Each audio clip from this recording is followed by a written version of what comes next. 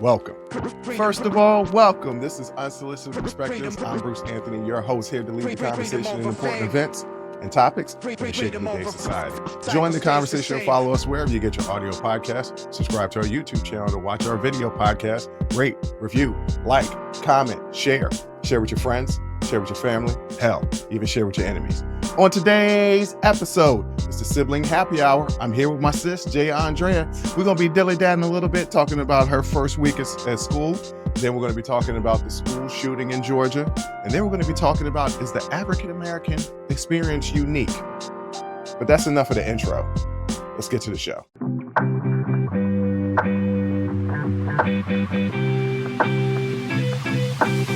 What up, sis? What up, brother? I can't call it. Well, I can call it a little bit. All right. You had an interesting first week of Yeah. school. Yeah. How was that? Grad school is very different from undergrad. Yeah, that's what they said. It is very different, but I'm in my week 2 now. I just completed week 2. So I feel like I'm getting my sea legs a little bit. It definitely was overwhelming. You know, I come from a liberal arts background and now I'm in STEM.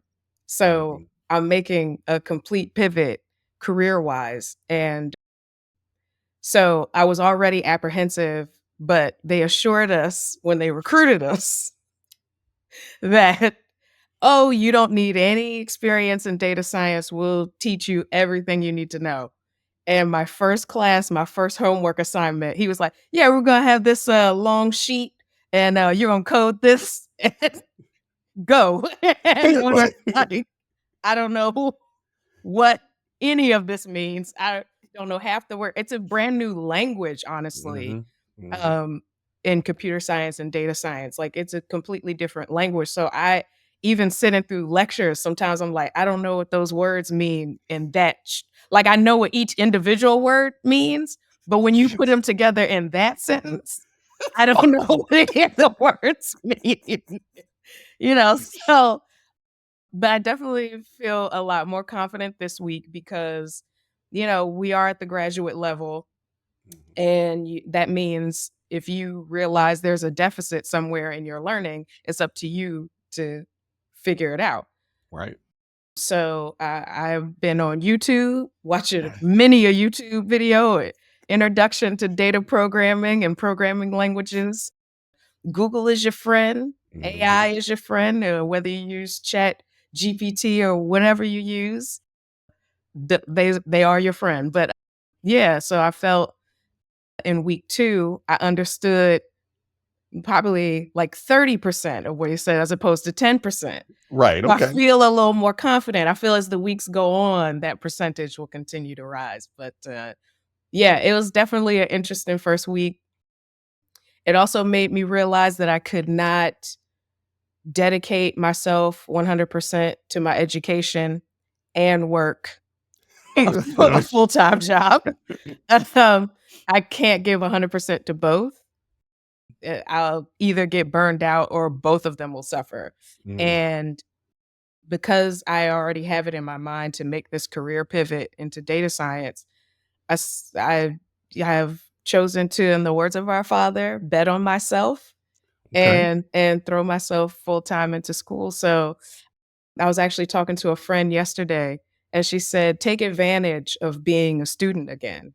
And I said, yeah, it's funny because I feel like I'm the student now that I wish I was an undergrad. It might have gone a little quicker and a little smoother. You know, now I do the readings, I do the homework, I go to office hours, I ask questions, I participate.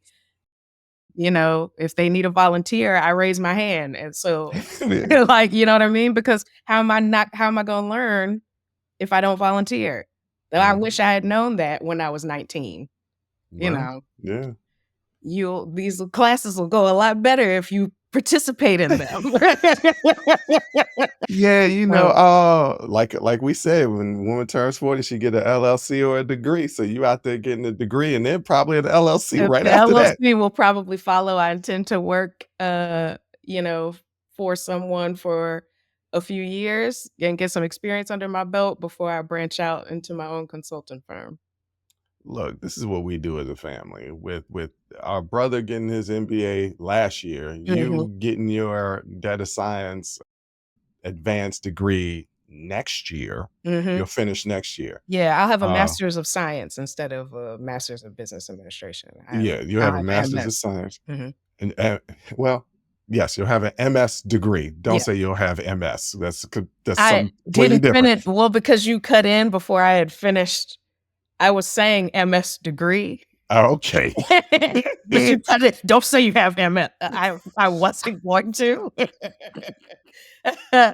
Um, but, I guess this is a good opportunity to raise some awareness about MS.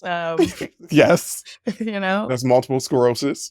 yes, if there are a quick Google search will let you in on lots of different charities that you can contribute to, because for some reason now we are going to be talking about MS. No, no, we're not. Okay. No, no, Okay. Okay. no, we're not. That is not on the rundown. And I don't have enough knowledge to talk about MS. I only got enough knowledge to talk about BS. That's about Right. enough knowledge. You No, but got I'm a proud. you got a full PhD in that. Well, come on now. I think that was a little. That was a shot across. That was a little low. Okay, I don't think that was really You don't necessary. want to sit. All right. Yeah, no, but I mean, you I'm went. just You took a. co-signing. Yeah, you co-signing too hard. I All need you to right. back off that cosign. Okay. No, I'm real proud of you. I'm real proud of our Thank brother. you. It's remarkable when you think about our lineage. Mhm. And okay, we're going to be a little talk about ourselves a little bit. Yeah. Okay, when you look at our four grandparents, only one of them had a college degree, and that came later in life. Yeah. Yeah. One didn't even graduate high school. Yeah. One or two. One for sure didn't even graduate high school. Um, I am not 100%. If I think it's two. Yeah, it might be two, but out of those people that, and like I said, one of our grandparents got their degree later in life, Hmm. right? So like they were already full-time moms and Yeah. like Yeah. adult children. Yeah. And to think about that, two generations from that, and you look at us and all of our cousins, so Yeah. many advanced degrees between us. I don't know if Yeah. there's a cousin. Obviously, there are some cousins that don't have college degrees, Mhm. but the number Yeah. of the cousins that don't have college degrees is minimal. Proportionally, Yeah, we're proportional is and of those who do have college degrees, most of them have advanced degrees. right. Most of them have advanced degrees, and even those that don't have degrees have started their own business and Yeah. is successful. Yeah. It's the hell of our bloodline. I mean, I hate to pat ourselves on the back here, but our bloodline, it's all right sometimes. It's It's all all right right. sometimes. Now, It's all right. is there some trauma? Yes. I believe anxiety is hereditary. Yes. Look, let me tell you something. I didn't used to believe that, but hey, I think I don't know if it's hereditary. This goes is the nature versus nurture type of situation. Yeah, I think yeah. it's your That's environment, right? I think it's the I stress think that there of could the be a environment. predisposition It might to be, but I not think that producing enough serotonin or dopamine or both or yeah, because we whatever. damn sure will go to outside substances to produce both of them. Right. So, that I is can tell you, also a family trait. yeah, I can tell you that right now because Lord Jesus, boy, me and you had a conversation last night on the phone, and we'll get into that in the third segment because that was an interesting conversation. Yes. But you called me; it was before midnight, and I had said to you, I was like, I'm going to be in bed at midnight. So Yes, we yes, got off the phone before midnight. yes, yes. Guess what time I finally turned off my phone and all the lights? It wasn't Two, midnight, was it? no, it was 2 o'clock in the morning. Yeah. And I was like, why did I do this to myself? I don't know exactly why. I was drinking, having a good time, Mhm. enjoying my light show at my house Yeah. and on TikTok and Instagram. And the next thing I know, it's 2 o'clock in the morning. And I But really that need also is rest, though. it. That also is Mm, rest. Like, mm. I mean, you're not activated. You said you were having a drink, you're enjoying the ambiance of your home. Like, that also is rest. It's not sleep, but it is rest. Okay, well, I need to do better at the sleep part because I Yeah. woke up this morning right before 10, I was like, man, I gotta get ready to do the show. And so I was like, I got like 2 hours to get myself together. So, I did my little Sunday morning routine, listen to my gospel music, get right with the Lord. Right. You got to get right with the Got to. Lord Got to. and ask for forgiveness for what I'm about to do. So that's what I do, right? Mhm, Because, mhm. Sunday fun day leads No, to that's not debauchery. how forgiveness So, works. hey, look, that's what I do. Okay. Just Okay. that's my relationship with the Lord. Let me and the Lord deal with it the way we want to deal with it. Okay. Let me and the Lord deal with it the way we want to. Yeah, we got a good relationship. It's a good working relationship. You know, you know what I'm saying? I praise the Lord by listening to gospel music on Sunday because I'm not gonna go to church, but I still fill my body with the spirit With the and spirit. with the Yes. spirit, Yeah. and then fill my body with the spirits. The spirits and I alcohol. see how that. Okay. You see I the see connection it. I is? You see see the it. connection, Yeah. Yeah. right? Okay. But I do need to get some rest Yeah. because it took me 2 hours, and I'm learning as I'm getting older now. It is just taking forever to wake up, not actually physically open my eyes and get moving, No. but to get my mind Yeah. going. I Yeah. am so I feel like I'm in a fog for the first hour and a half, 2 hours. I Yeah. don't handle anything serious. I mean, I do work, but Yeah.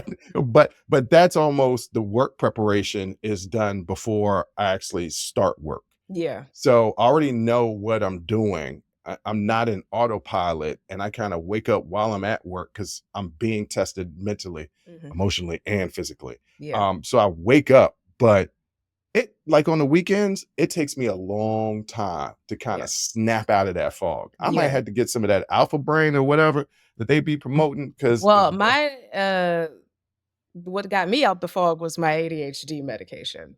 I take that every morning, and so usually by 9, my brain is activated because what I'm up time are at you waking up? I wake up at 7:30 every single day because Roscoe wakes up at 7:30 Yeah, every single day. he And wakes up.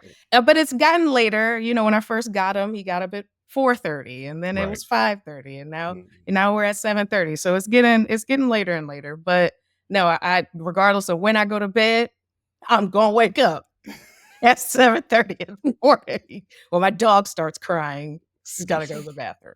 Mhm. Um, and so, I take my medication in the morning by 9, I'm activated till about 2 or 3 PM when it has worn off and I gotta take a supplement Adderall to get me Jesus. through class in the evening. So I'm Oh, a yeah. I'm gonna actually start taking it later in the day because most of the things that I do in the day are like afternoon. Mm. So Well, hey, look, I don't know I'm how not we taking got them. on that topic. Yeah, I don't know how I'm not taking no medication because I don't have ADHD. That's something Well, that you you've and never been tested, so well, no, you've sent me the symptoms. You and our brother has sent me the symptoms, and I don't hit the criteria. I don't know how it would present in you. It could be that brain fog. My thing is The is you brain fog is new, and that's because I'm 44 years old. okay, but I'm telling you, the BuzzFeed "Do I have ADHD?" test is not a clinical diagnosis. Not the BuzzFeed. Okay, it's not. Not the So BuzzFeed. so anybody out there who feels like they're struggling, particularly with executive dysfunction, maybe you might wanna go and just confirm with a clinical diagnosis whether you are neurodivergent. See, you just threw a lot of words that I know individually, but not in the batches in which you put them. Oh, I'm glad that we could get some laughter Yes, a little bit of and laughter in. a little bit of laughter in for the audience because now we're about to move into serious matters. So we're Yeah. going to go from Jay being in school in Georgia Yes. to a school shooting at a high school in Georgia. We're going to get into that next.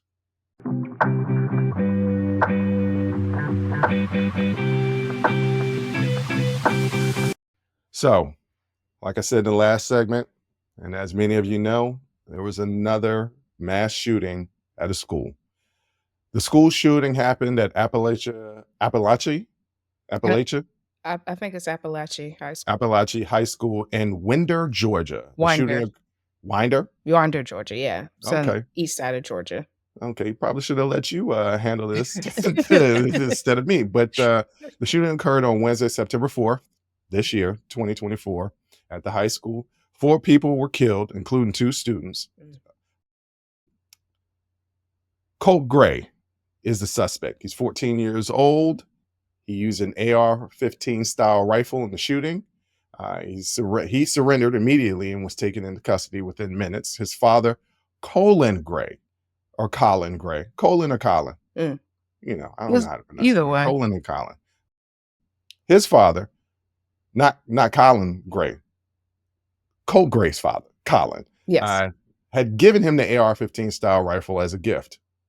I don't know why a 14-year-old needs an AR-15 rifle as a gift, but okay. Authorities determined that Colin Gray allowed his son to possess the AR-15 style rifle used in the shooting. This decision led to him being charged as part of a broader effort to hold parents accountable for their children's actions in the cases of mass shootings. There was a previous investigation involving Colt Gray in May of 2023. Colt was questioned by law enforcement regarding an anonymous online threats about school shooting. The FBI traced these threats back to Georgia and conducted their interviews with Colt and his father. During the investigation, Colt denied making the threats and the claims against his account and claimed that his account had been hacked. And people love to say their account has been hacked when something on their account is not good. But okay. Colt and his father were interviewed by the Jackson County Sheriff's Office. Colt denied making the threats, and his father has admitted that there were guns in the house, but claimed that they were not loaded. The Sheriff's Office alerted the school to monitor Colt. Authorities determined there was no probable cause for arrests or additional law enforcement action at that time. They advised Colin Gray to keep his son out of school until the matter was resolved. Colt and his father just moved to a different county, and Colt enrolled into Appalachia High School. It remains unclear whether the alert from Jackson County was communicated to Colt's new school.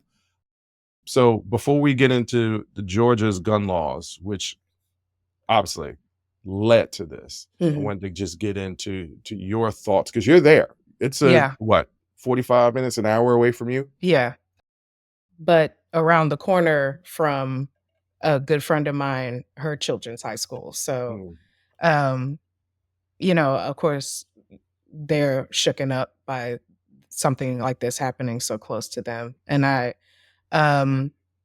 it's not the first time I've been like in the vicinity of a school shooting, having lived in several different places. But this one, knowing kids that are over there,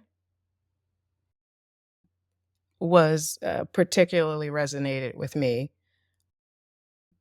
What annoyed me the most, of course, was the political response, the conservative response.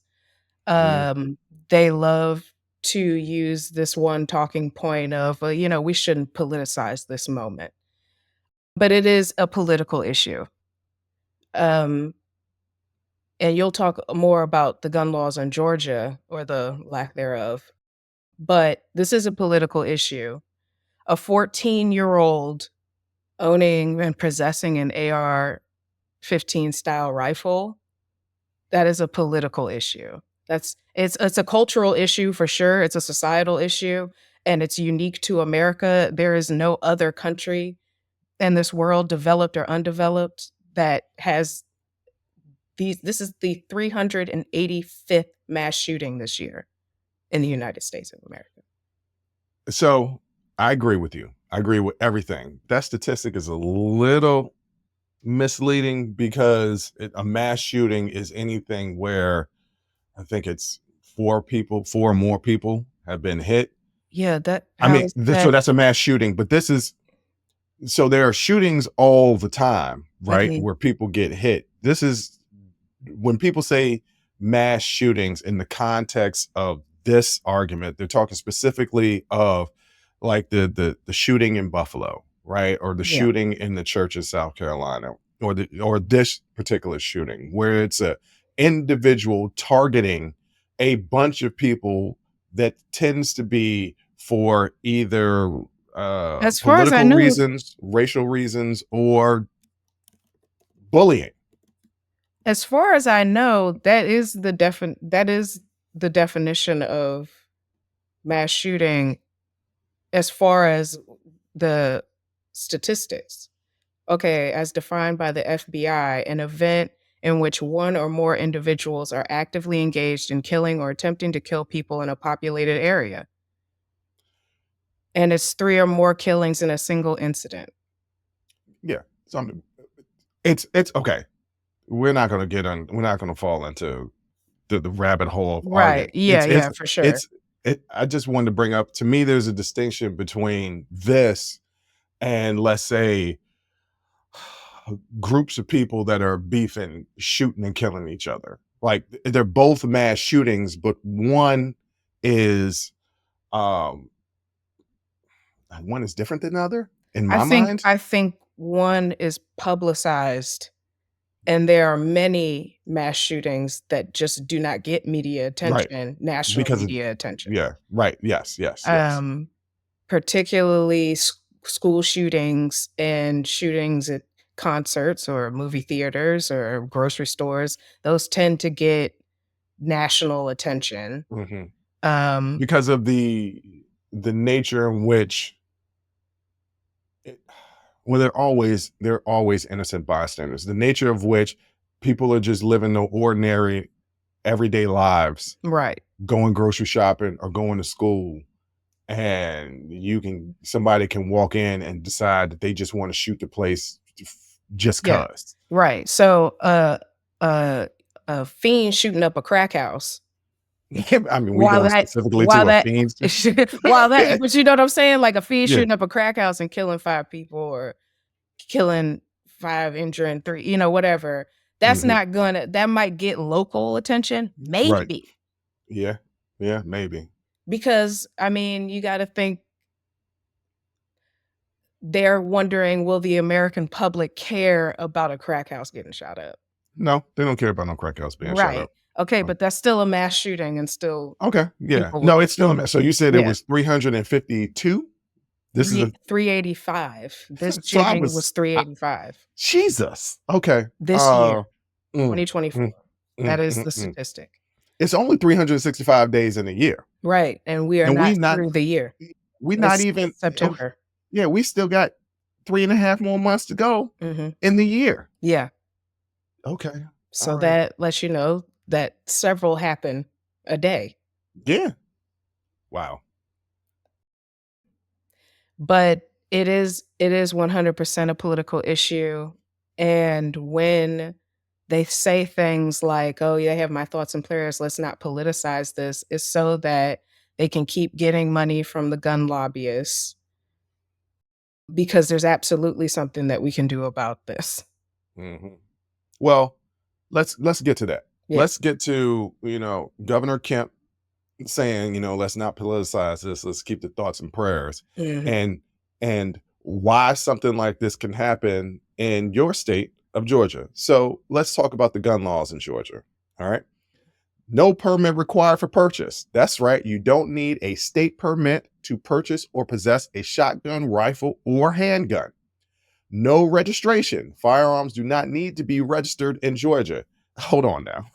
I'm going to get into the rest of the laws, but I really need to see. When I was reading this, when I was researching this, and I was reading this, and I was like, this don't make no sense. None. So not only do you not need a permit Do not. to purchase, when you do purchase it, you ain't even got to tell nobody that you got it. No. And it gets worse. It gets worse. Keep going.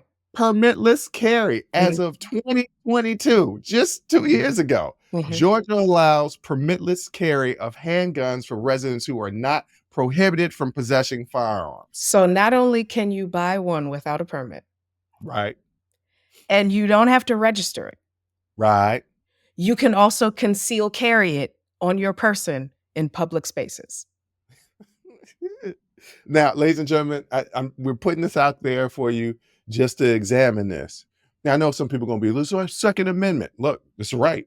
It's a right. It's also a privilege. Mhm. Okay. It's a right Yes. and a privilege. Yes. And with every right and privilege, it can be taken away. Like, you can absolutely lose your freedom, right? You can lose your right to bear arms constitutionally. You can. You Right? can There are lose your right laws. to vote. You Yeah, can all that lose stuff. a whole lot of rights. So it's not just like it's not saying take away guns. Ain't nobody talking about taking away guns. No, this is Jay got America. guns, Yes. This and is I got guns. yes. This is America. We're always going to be armed. Like, I Right. don't think you ever need to worry about that. Guns are not going anywhere. They're literally what this country was built with. Right. And me and you are pro guns. Yeah. Like I like have guns. Well, hold on. I'm not gonna say that. I like that. Relax. I went a little far. I went a little too far with that one, But saying no, I like guns. I definitely own firearms. Everybody around me's got them. Why am I gonna be the only one without one? Right. Like, so we are pro gun, but we are also pro common sense. Yes. And these things are just common sense, but it gets worse. Let's talk about background checks. If you buy a firearm through a federally licensed dealer, a background check is required. So that makes sense, right? Yes. Like if you go to the gun shop. It's the bare minimum. However, private transactions and gun show purchases do not require background checks. And where do most Georgians get their guns? From gun shows. We have gun shows down here all the time. Why? Because it's so easy for them to make a sale in the state of Georgia. Anyone can have a gun. You got a gun. You got a gun. That's how easy it is. It's just gun shows here all the time. I mean, obviously there are some restrictions, right? If you're a convicted felon and mentally ill individual, you're prohibited from owning a firearm. How they gonna know if I don't have to fill out a permit or submit to a background check? Well, if you're a convicted felon, you can have the gun, like you can buy a gun, right? But if you get caught with the gun, you're going to jail. Yeah. So, I mean, there's that. But how many convicted felons in Georgia can easily buy a gun at a gun show and never register it because there's no background checks and always and have no it registration on them. and always have it on them? Okay, but what about domestic violence convictions? Those with domestic violence convictions or protection orders are not explicitly banned under state law, though there are federal restrictions may apply. But in the state of Georgia, you can domestically abuse your partner and have a protection order against you. And you can still legally own a gun in the state of Georgia. Oh, you can't be within 50 feet of me? That's okay, because you have an AR-15 style rifle and you can just shoot up my workplace. Shoot up. Well, okay, speaking of workplace, what about employee parking lot? Employees can store firearms in their locked vehicles in the employee parking lot. The firearm is out of sight and the employee has a Georgia firearms license. That's what allowed. But that means if you register it, right? But once again, we've established that you can buy a gun, not register it. Right. Nobody knows that you got the gun. Carry it on your no background check. Carry it on your person. No permit. Take it to your job. Take it to Leave your it in job. your car. And just decide if you at your lunch break, I just want to clean my gun real fast. I just want to look at it. Just make sure it's locked, safety on, something like that. Put the clip in, take the clip out. Make sure there's one in the chamber. Just sometimes you just want to play with your gun at the lunch break. No, I don't understand that. No. I don't understand that. So it's these lackadaisical gun laws. Yes. And it was because of a push, state of Georgia was like, we're going to make it easier to get a gun. And that leads to situations where a 14-year-old has an AR-15 and kills 2 adults and 2 students. Yes. It's also amazing that, nothing happened to him, that he gave up and he wasn't shot and killed, because we see so many times that people without guns are shot and killed instantly. But it's a situation where a mass shooter could just... Well, at least they didn't take him to Burger King this time. Wait, who got taken to Burger King? Oh God, I forgot his name, but he was the one that went into the church in Charleston. Dylan Roof? Dylan Roof, yes. They took him to Burger King before taking him to jail. Say, well, no, I don't. Are you sure this is true? Yes. This ain't something that you read or It saw was on TikTok. no, it was literally like a huge story because it was like, you have to be kidding me. Well, The disparity in the treatment by police between Black and white people is astounding. Well, I got to be real honest. When was the last time you had a Whopper from Burger King? Because I mean, the Whopper killed 9 people. You're right. Who sat there for an hour and prayed with this young man. Yeah. And he left one alive so that they knew for sure this was a race war. Yeah. And they took him to Burger King. And sometimes after you commit racial violence, you need to go eat a Whopper and some fries. I just feel bad for Burger King. That was terrible prep. I would have been the person that was working in the drive-thru, like, wait a minute, ain't that dude? I see that on my phone. Hey man, we can't serve you. I don't want no. Yeah, I don't want no parts of this. If I was Burger King spokesperson, I'd have been like, hey, look, I need y'all to we need to clean this up. Y'all need to take this shit to Wendy's. All right, so those are the gun laws. Yes. And Brian Kemp's response, where this isn't the time to politicize, this is the time to just give our thoughts and prayers. I'm tired of giving thoughts and prayers.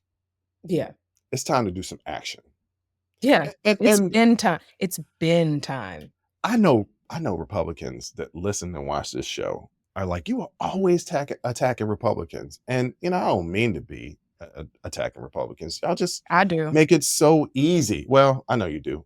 But they just make it so easy because what do you stand for that is on the right side? Right? Like, what is it that you stand for that you could look at it morally? Because that's what Republicans say, they're led by Christ. Mm-hmm. What can you say morally that your stance is on the right side? Right.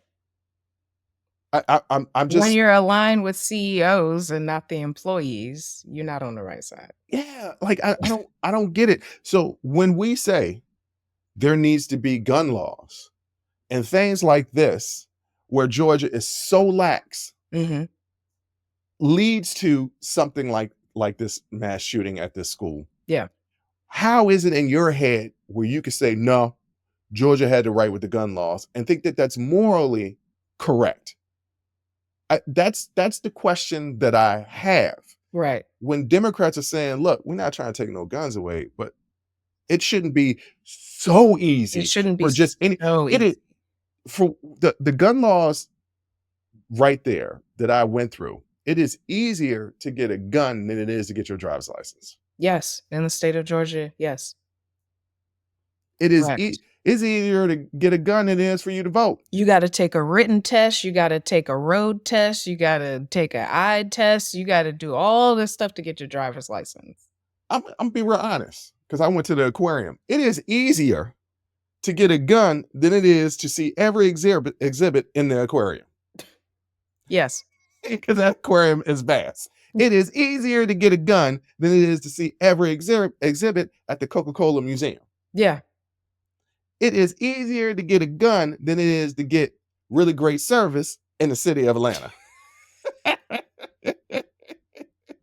Now that's factual. Everything that I'm saying is factual. Yes. And you tell me how that makes sense. I'm sorry. It doesn't make sense to me. And making it so that there are automatic background checks, that you do have to register your gun, that you do have to have a license. Yeah. You still get to have a gun. Yes. It's not an inconvenience. It really isn't. I mean, you have to show your ID to at least get alcohol, to buy cigarettes. Yeah. You don't need that to get a gun. Think about that in that context. Right. And when I give you those examples, when I give you those facts, and you still say to me, nope, my Second Amendment right. Okay. All right. And then what I will also say about the Second Amendment is that it was written before there was a national army, before there was a legitimate police force. Mhm. Militias were needed at that particular time Yeah. because, hell, the country wasn't fully formed yet. You have people who still believe and are a part of actively militias. Yes. And I'm not anti-malicious. I'm not. I'm not anti-malicious. The I Black don't know Panthers enough were about it. technically a militia. Yes. Okay, so I'm not anti-militia. I'm anti-hate militias, but that's a different thing. But That's you got to different. remember, like, the United States wasn't all the United States when the Right. Second Amendment was written, right? Like Right. they had just finished fighting. No, actually, it was written before the Civil War, but it was after the Civil War. Like some of Yeah. the stuff in the Bill of Rights and the Constitution led to the Civil War. So all Yeah, this I'm stuff was sorry. It written. was written by dudes who owned people. Well, yeah, there's that too. So it's You know? like, I'm not really considering them the moral authority on much of nothing. Well, yeah, there's that too. And also, they had no idea what type was light. I don't think light was even invented yet. I think people were still doing candles. It- You know, Electricity, I don't that's think a good question. I I don't don't think know. they didn't have cars. We was riding No, around a horse and it buggy. was, yeah, You yes. know what I'm saying? So they had no idea that guns. Look, they was shooting little ball pellets, Yes. right? They was shooting cannons. Okay, they had no. They was using a musket, right? When the Yeah. musket take a long time to load up and to shoot. I don't even think that you could even use a functional musket anymore. Was Thomas Edison opened the Pearl Street Power Station in New York City, the first electrical power plant to produce and carry electricity to homes in 1882. They did not they was lamplight. 1882. Yeah. 1882. They wrote it by candle. When was the Bill of Rights and the Constitution written? 1776. Mm-hmm. By That's lamplight. It was 105 years after the fact. Right. So they that's three could not generations. possibly No idea. have conceptualized an AR-15 style rifle. So, okay. All right, ladies and gentlemen. If y'all are completely against Georgia I changing truly some of the think gun laws, I if- really can't. I don't know what to I tell you. truly think that if somebody went back in time and showed them what an AR-15 style rifle could do, the founding fathers might have made some revisions. Like they may have been slightly horrified by this weapon of mass destruction. Yes.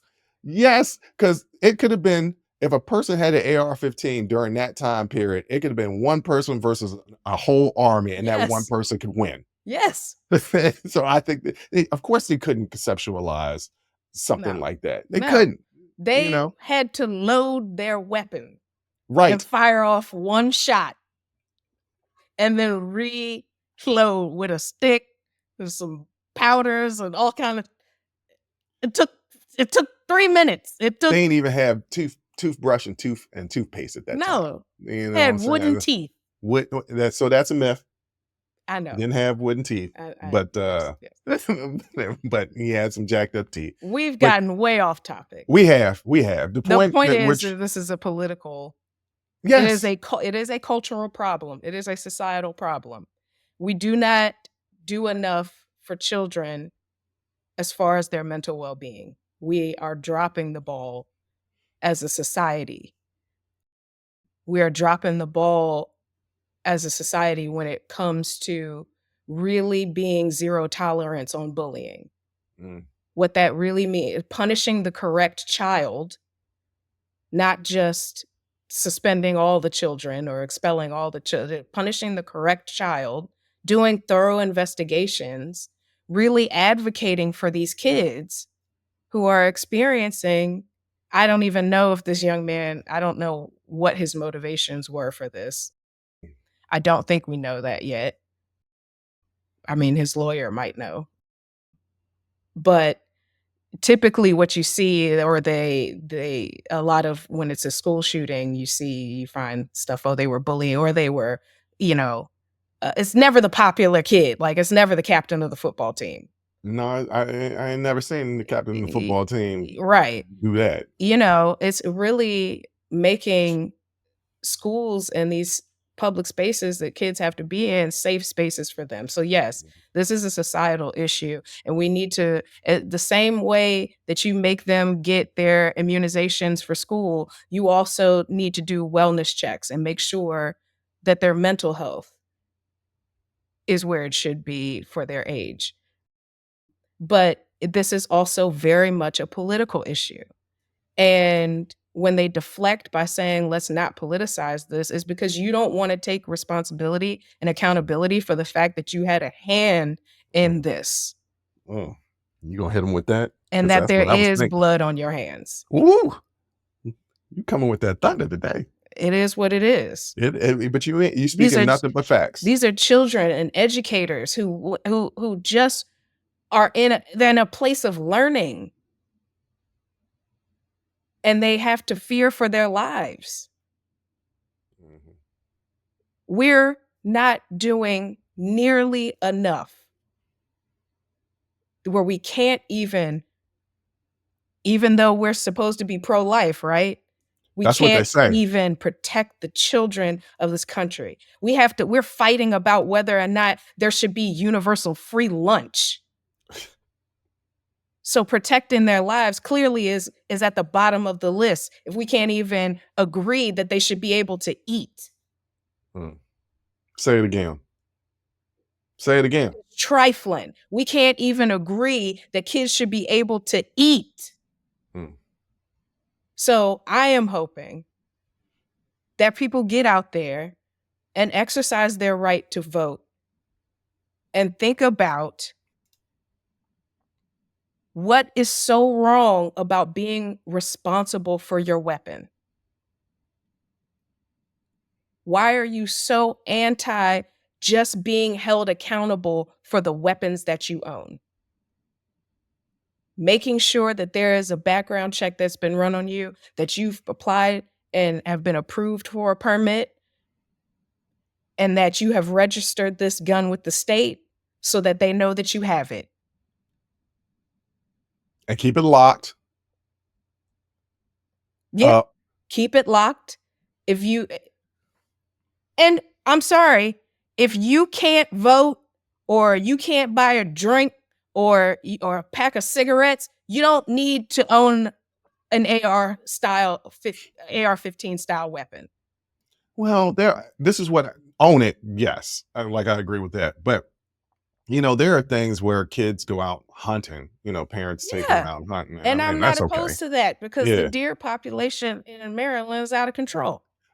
I don't know what that means, but okay. You can hunting. So that, no, I'm not anti-hunt. I don't think a kid shouldn't be able to shoot a gun or learn how to handle a gun safely. I think that's actually a good idea to make sure the kids know how to handle a firearm safely.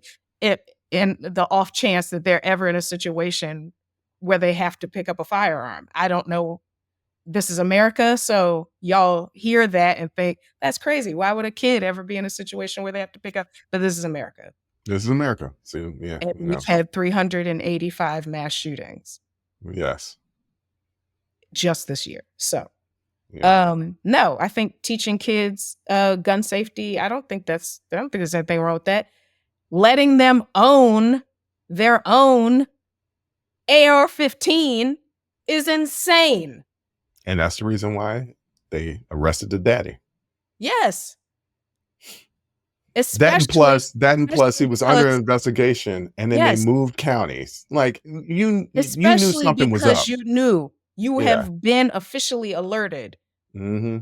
You knew that there is something going on with your son enough that the FBI came to speak to you. I mean, the sheriff's office came to speak to you. Both. Yes. So the fact that you would then give this young man a gun as a gift. And I'm sorry, parents, if y'all act like y'all don't see some signs in your kid's behavior that is troubling. parents don't want to admit that, because then they look at it as, how have I failed? And you being a little too self-absorbed about Yes. yourself, and you need to be thinking about the world at large. But What that is takes a what lot is for the people to goal do. of parenthood? What is the goal of parenthood? It is to raise productive adults that they can go out into the world. That's literally your only job as a parent is to teach this new person how to be a person and then let them go. Mm. So yeah, the father failed. Yeah, no, he did. And he needs to be held, did. and he does need to be held accountable. Because at the end of the day, I know that they adultify Black children. So I'm aware of that when I say this. And I don't agree with that. A 14-year-old is a child. Mm-hmm. A freshman in high school, or maybe he was in 8th grade, or I don't know, but that's a I mean, he child. was obviously in high school. Oh, well, because Mhm. yeah, he was a student at that. So a freshman in high school, that's a child. It is a child. He was in middle school the year before. That's a child. That's a child. Yeah. And so if the father is not responsible, who the hell is? Mm. What'd you say? Adultify Black kids? Yes, the adultification of Black children, Yes. where you know, people like you saw it with oh my God, I can only remember Trayvon Martin? Trayvon Martin. Yes, Mm-hmm. I could only remember George Zimmerman's name, and I did not want to say his name first. You know, Trayvon Martin was a child, but he was tall, Mm-hmm. and they like to adultify Black children. So if it was a 14-year-old Black child, I guarantee you the press or how the media would handle that child like an adult, and how the justice system handles that child like an adult, you understand about the adultification of Black children. Well, that's interesting and a perfect segue, because you sent me a video and it asked a very interesting question that I had never thought about before. Is the African American experience unique? And we're going to get into that next.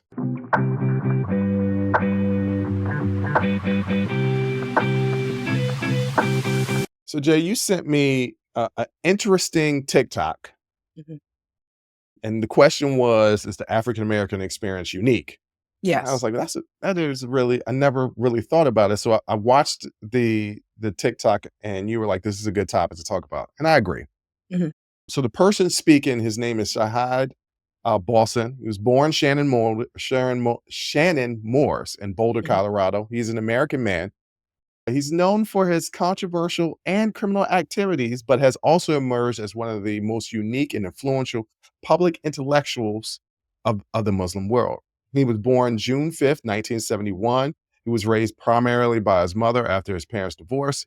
He grew up struggling financially. They was poor. He worked as a young age. He converted to Islam at the age of 22, being inspired by the autobiography of Malcolm X. Reading that book will definitely inspire you. It He does, became yes. active in the Muslim community and married a Palestinian woman named Asia. He was convicted of killing a man in 2006 using chloroform. That's some cold stuff. That means you held it on way too long, Right. Shahid. He was also involved in orchestrating a kidnapping. He was sentenced to death, but it was later overturned for the murder. He was sentenced to death because of the murder, but was later overturned. Mhm. There was conflicting reports about what actually happened, whether it was a setup where he invited a man over under the pretenses that the man was going to be lured for sexual interaction from a woman, and didn't get in and made sexual interactions towards Shahid. Like the stories, we don't know. What we do Right. know that is that when he got his opportunity to present his case in court, his conviction was overturned, and he's out of jail now.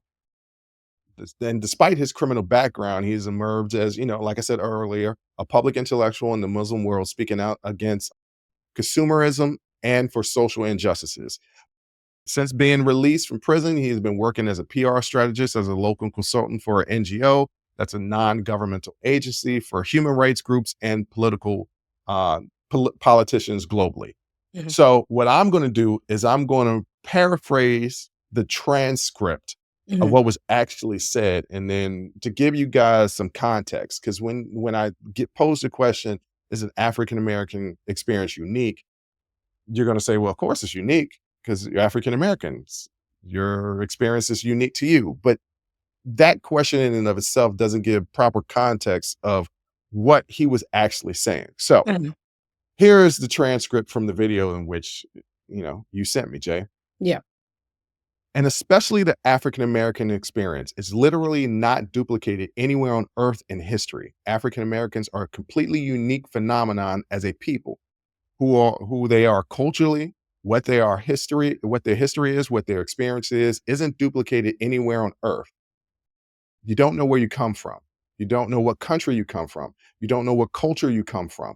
You don't know what language you come from. You don't know what your religion was. Before you, like I said before, you're more American than anyone because you don't have any other identity. Actually, your entire identity is American based. That's not the case for anyone else.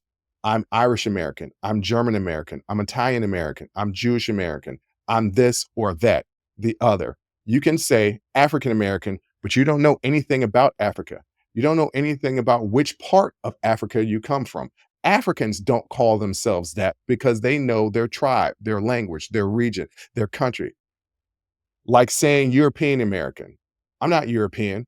I'm specifically Irish and German, but you can't say that. You are American. You're the original Americans. Everyone else is immigrants. You can't even be called immigrants. You're originally American. Your culture is as close to being indigenous culture of America as there can be without you being the indigenous people. You're the indigenous people of the entity called America, called the United States.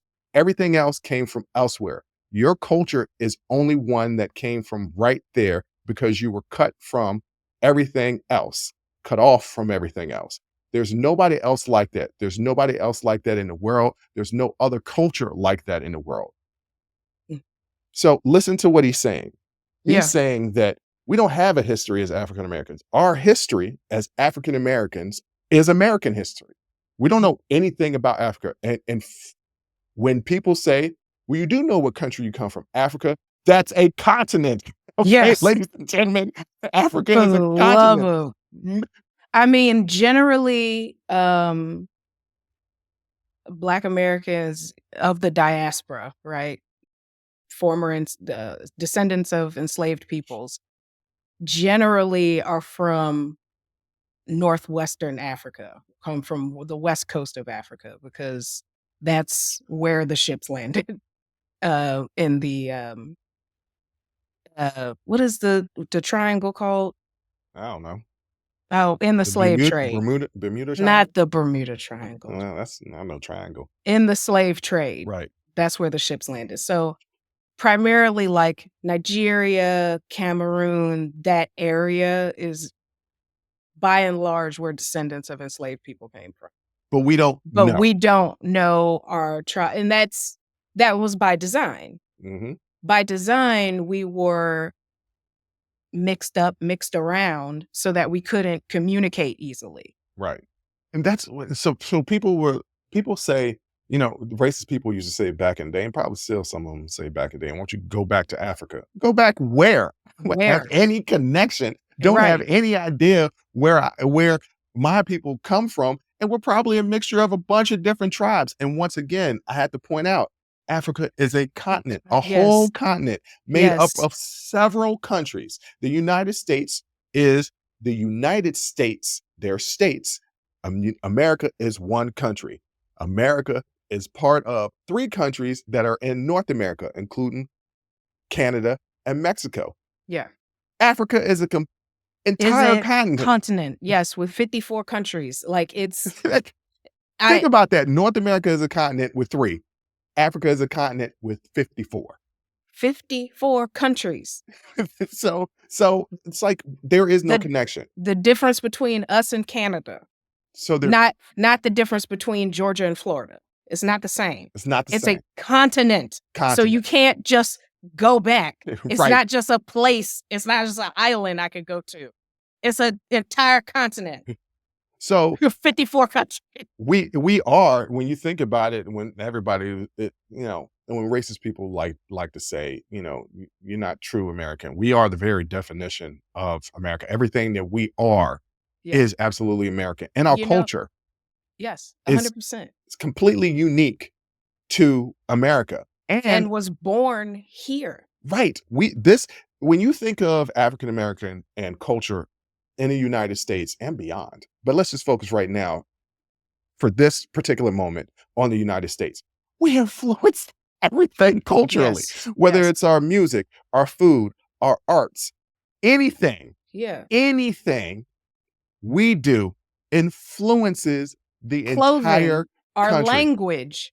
The thing that I hate the most is when I see bad African American vernacular English being passed off as the way Gen Z talks. But everything about Blackness, since we were brought to these shores, has been commodified and consumed by the American population. Everything we do. So I want to give you guys an example, something that I can put in contextually that you will understand what we say the Black experience influences everything. Okay. Let's take music. And besides that, we established all music, we originated, we created, and typically gets taken over. I've gone through this before, country, rock and roll. It was all started by Black people.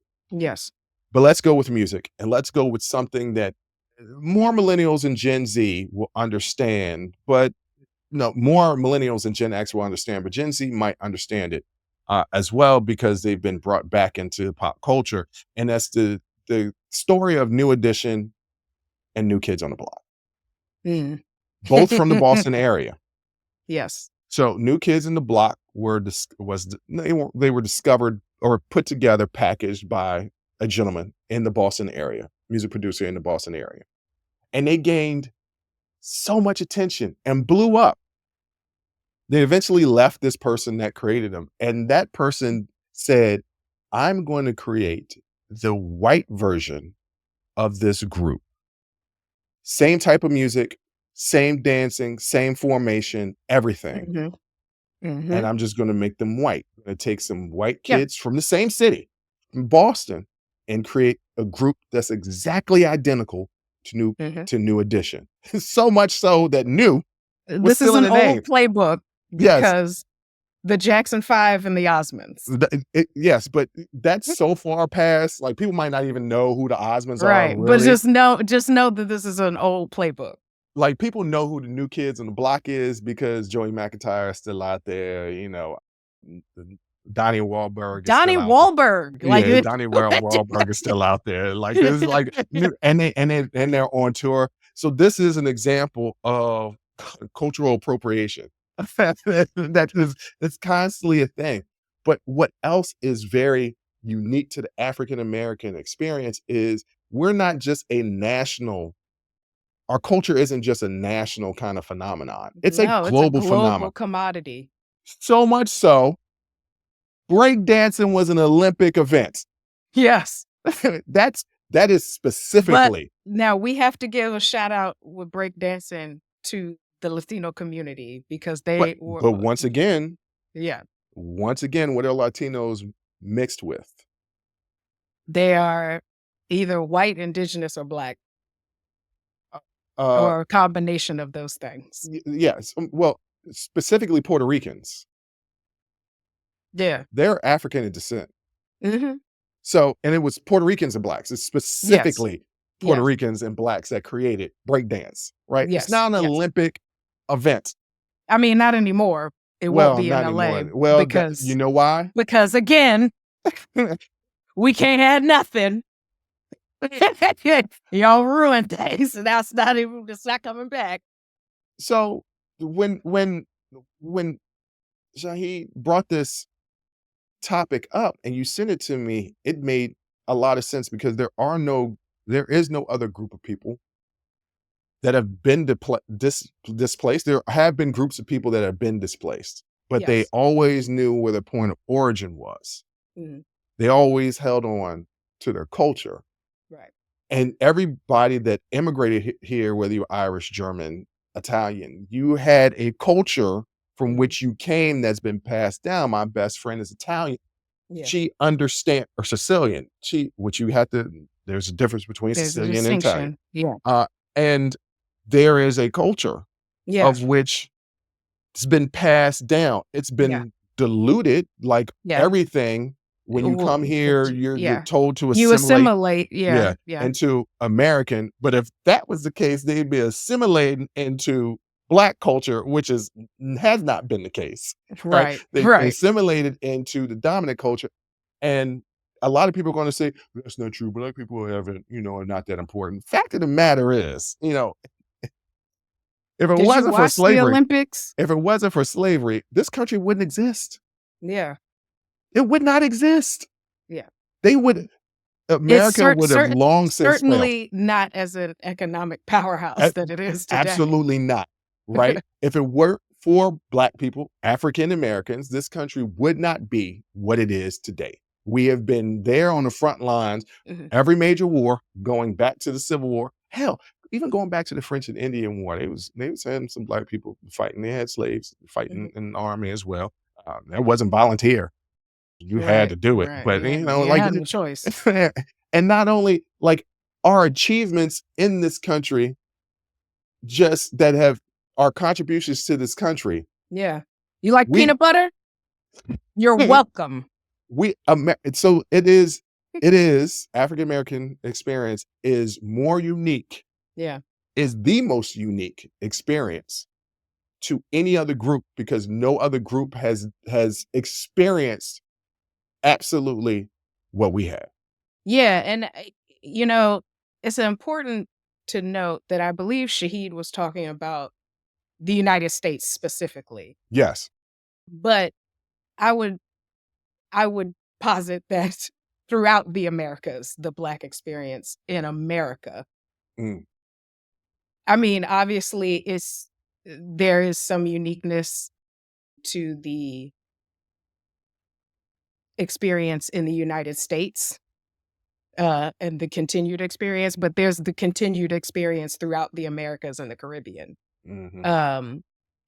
But that's not when we say this, we're not saying that this is not the oppression Olympics. That's not what we're saying. We said our experience is unique. It was just unique.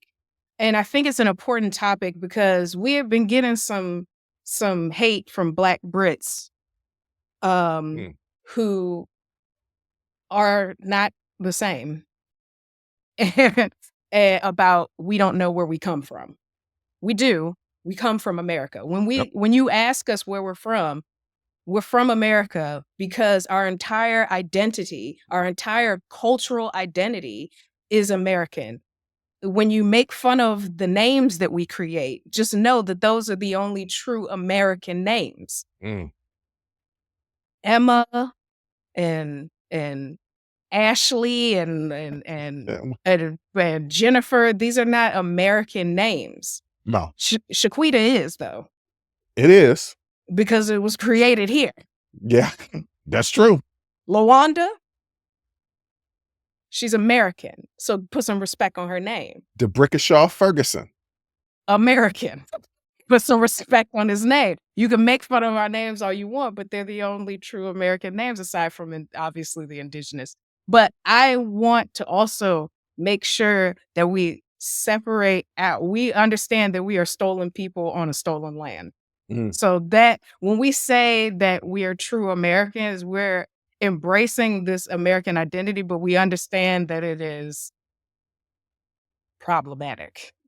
But also we understand that we ain't got no damn choice. Not a choice at all. We were brought here forcibly. So luckily our indigenous brothers and sisters understand our situation. And so a shout out to y'all, and it's always love there.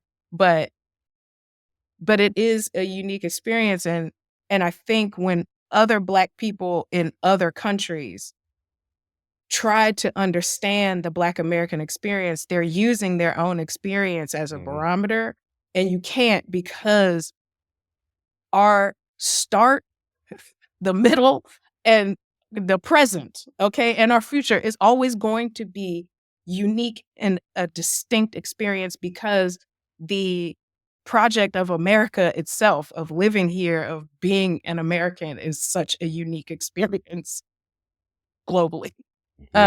So our history and who we are and who we've become, who we made ourselves into, the global power that we've made ourselves into,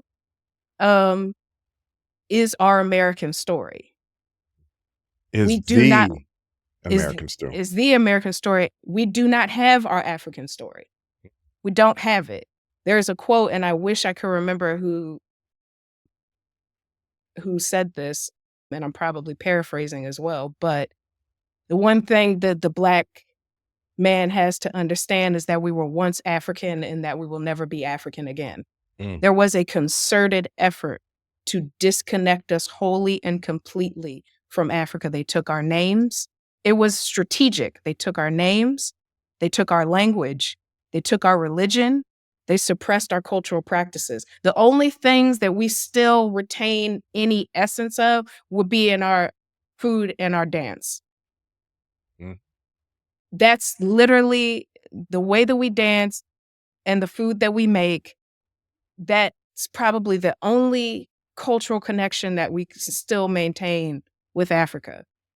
And it's been mixed together by the different tribes. Right. Yeah. There's a mix, and there's a little bit of mac and cheese is American. You know what I'm saying? Like, that's... I don't think that's American. I think that's Italian. Well, but I'm saying in the Black culture, like, they don't really make mac and cheese in the Caribbean. Okay, yeah, you're right. Yeah, they don't have them. I don't think they make mac and cheese in Africa. Like, as far as the cuisine is concerned. So it's a little everything mixed in, right? But if we were to say that we kept any bit of our culture, and there are also things, within, even though we were converted to Christianity, we still have, our church is still very different, right? Because we do things like call and response. Churches are very different. Yes, we still uphold oral traditions. We tell stories. That's how our information is passed. Like, we still do those things. We still maintain those things, but our connection to Africa was strategically severed in order to have any shot of maintaining some sort of complacency with enslavement. They had to completely cut us off strategically. We didn't even know when Haiti got free. No. Okay. And that's much closer than Africa. We didn't even know that. Yeah. We were so cut off from everyone else. We didn't know how Black people were being treated in Central America or in South America, how Black people are treated in Canada. We were completely cut off and isolated. So you have to understand, no, we're not African American, because there are African Americans. There are Africans who immigrated here from various countries and have become citizens, and they are African American. We are Black. And that is a cultural identity. We do have a culture. You all mass consume it on a daily basis. So don't act like we don't have a culture. We absolutely do. We even have our own language, our own African-American vernacular English, which again, you all consume on a daily basis. So we have a cultural identity, and it is American, and it is unique to the experience of any peoples anywhere. Yeah, that's well said. It was well said, and it was long-winded, but it was well said. Sorry about that. I've been on my soapbox a lot today, so I'm sorry about that. But and this show is going to run a little long. Yeah, it's going to run a little long. And there was another thing that I wanted to get to, but you did, we can't get to it. No, but I apologize. I'm going to leave people with a cliffhanger. If you want to know what we were going to get into, oh man, this show comes out before that show. Well, we're going to talk about it on After Hours Uncensored, which we're about to film right now. Right. And it's yes. about my superpower and what I want to have as a superpower. My sister has a bunch of questions. And guess what? Because it don't make no damn sense. It makes perfect sense to me. Ladies and gentlemen. And guess what? We're not going to put it on the main show. If you want to hear that, then join our Patreon page. If you want to be highly confused and slightly annoyed. No, stop. I'm trying to sell this. I'm trying to sell this. Join patreon.com/unsolicited perspectives. After Hours Uncensored is $5 a month. Talking Straight-ish, which is my show, is $5 a month. You can get both shows for $9 a month. It's good. And you can find out what we're going to talk about. I normally would jump to my sister and say, hey, what do you want to lead the people with today? But she's been talking the whole show, so she done left y'all with a lot. So on that note, I'm going to say, I got nothing left in the tank. Yeah, you got nothing left in the tank, and you won't let me get out this my last little segment. We're talking over the whole damn show. You did again. Anyway, thank you for listening. Thank you for watching. And until next time, as always, I'll holla. Whew. That was a hell of a show. Thank you for rocking with us here on Unsolicited Perspectives with Bruce Anthony. Now, before you go, don't forget to follow, subscribe, like, comment, and share our podcast wherever you're listening or watching it to it. Pass it along to your friends. If you enjoy it, that means the people that you rock will enjoy it also. So share the wealth, share the knowledge, share the noise. And for all those people that say, well, I don't have a YouTube. If you have a Gmail account, you have a YouTube. Subscribe to our YouTube channel where you can actually watch our video podcast. But the real party is on our Patreon page, After Hours Uncensored and Talking Straight-ish. After Hours Uncensored is another show with my sister. And once again, the key word there is uncensored. Those are exclusively on our Patreon page. Jump onto our website at unsolicitedperspectives.com for all things us. That's where you can get all of our audio, video, our blogs, and even buy our merch. And if you're really feeling genuine and want to help us out, you can donate on our donations page. Donations go strictly to improving our software and hardware so we can keep giving you guys good content that you can clearly listen to and that you can clearly see. So any donation would be appreciative. Most importantly, I want to say thank you for listening and watching and supporting us. And I'll catch you next time. Audi 5000. Peace.